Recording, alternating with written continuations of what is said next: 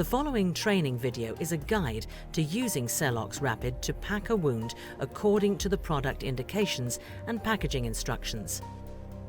When responding to a casualty, it's important to identify catastrophic external hemorrhage as soon as possible. Fully expose the wound, identify the point of bleeding, and apply direct pressure to stem the flow and gain control of bleeding. If blood has pooled in the wound, remove the excess using plain gauze, swabs, or whatever material is available.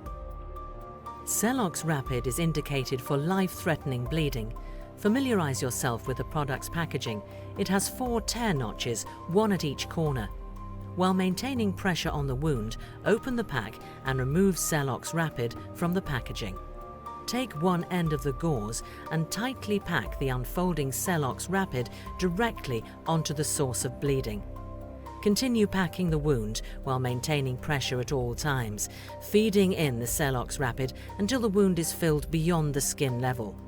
For larger wounds that are not filled up by a single Celox Rapid, use an additional Celox Rapid or another plain gauze to fill above the skin level.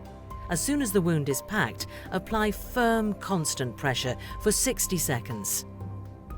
Visually check for bleeding around the dressing while still maintaining pressure.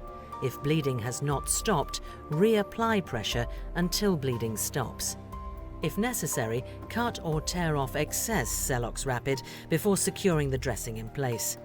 Wrap the wound using bandaging or a pressure dressing to secure and maintain pressure.